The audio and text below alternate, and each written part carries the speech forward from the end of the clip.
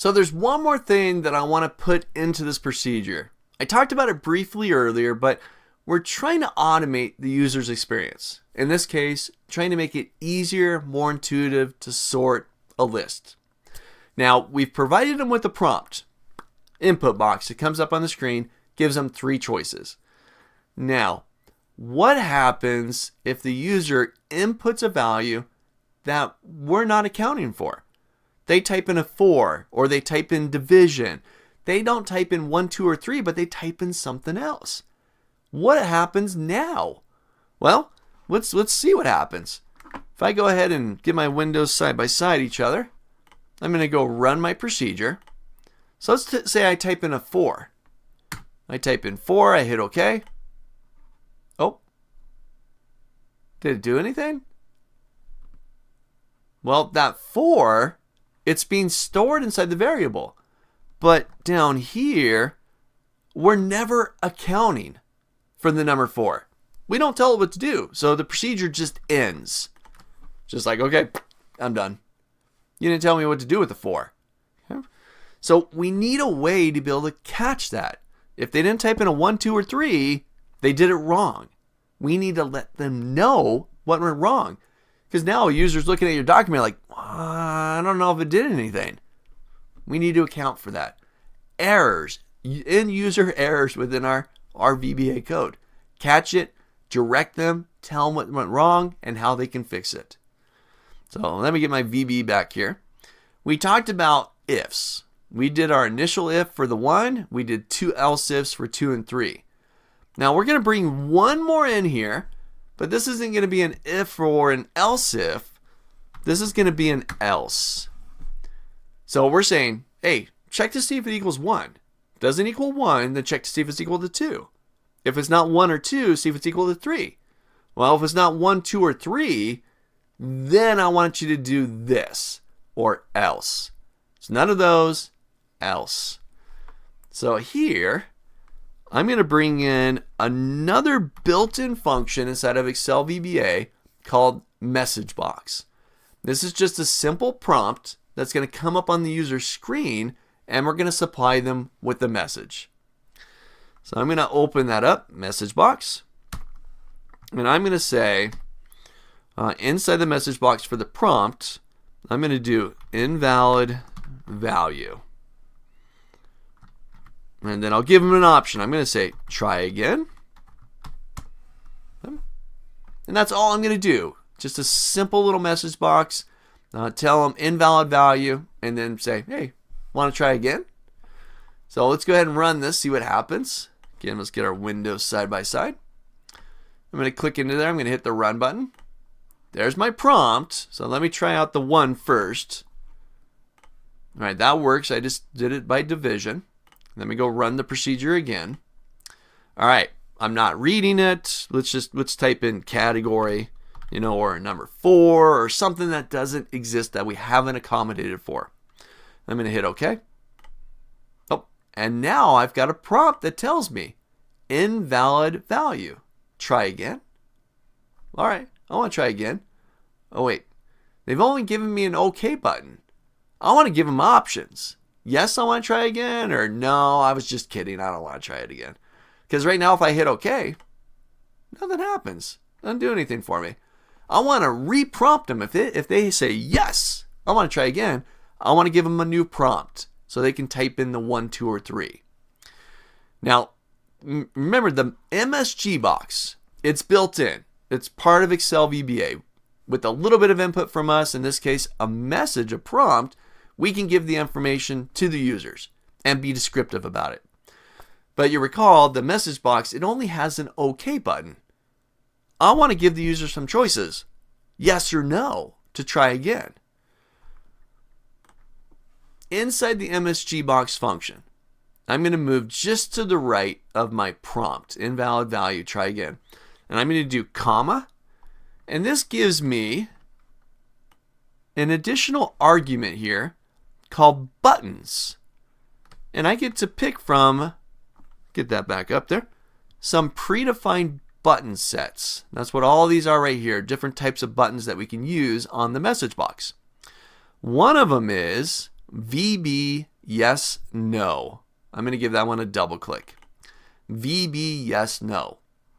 Now, oh, I clicked away and it's giving me an error. Compile error, expected equals. A lot of times the errors that you get inside of VBA, inside of your Visual Basic Editor, they're not very descriptive. But thankfully you're taking this course. I'll help you out here. So what's happening here is we're now giving the user some choices. A yes and a no button.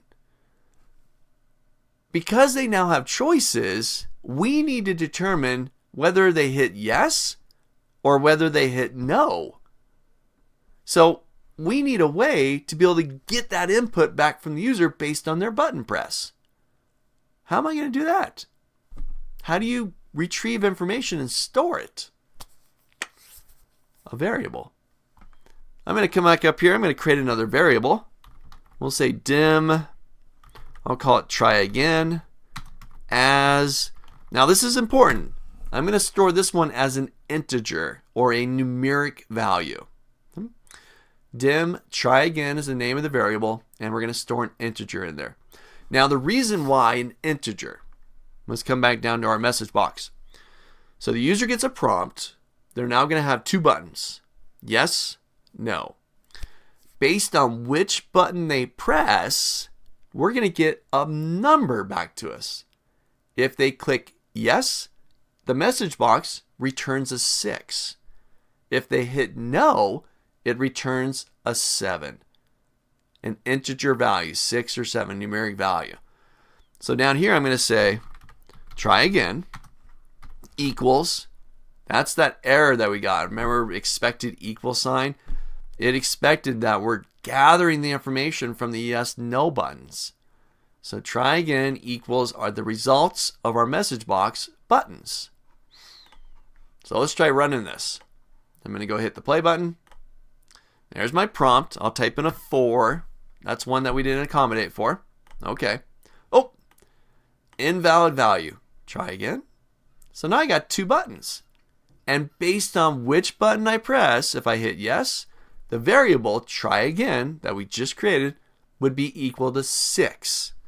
If I hit no, the variable try again would be equal to 7. It returns that value based on the button presses. So I hit yes, try again would then be equal to 6.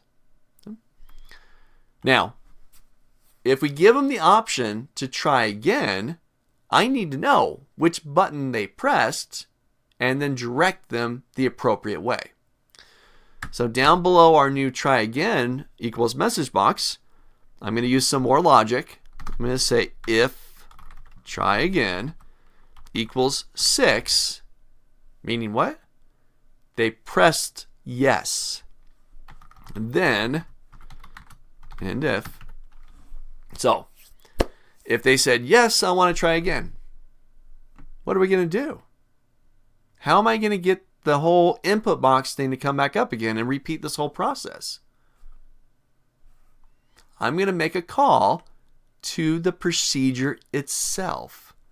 I'm going to copy that, paste it down below. Just like we made a call to the division and category and total sorts, those other procedures, we're just making a call to the procedure itself. And this will restart the process once again. Now, I'm not going to do anything for no or 7, because if they hit 7, it'll just end the procedure. We'll call it done. If they hit no, returns a 7, right? So let's get our windows side by side. I'm going to go ahead and run my procedure. So I type in a 4. I hit OK. There's my prompt, invalid value, try again. I hit yes, and it reprompts me again. If I type in a 2, I'll sort by division. If I rerun the procedure, type in a 4, we know if I hit yes, it restarts it again. Remember, because that returned a 6. 6 is equal to yes, yes is equal to 6. If I hit a no, we didn't tell it what to do. It returned a 7. That's not a 6, so it just ended the procedure. We're catching errors, making sure that you got all your bases covered, automating the experience for your users, and catching potential errors that can happen in there, and accommodating for those errors. making sure that you direct the user to a safe spot. So try this out. Get an else in there, build in your variable, get your message box inside there, and then build your logic to capture the yes or the number 6 that comes back when the user presses yes. Now the 6, that's just built into the application, built into the buttons. It's called a constant value. Yes, in this case, is always going to be equal to a 6.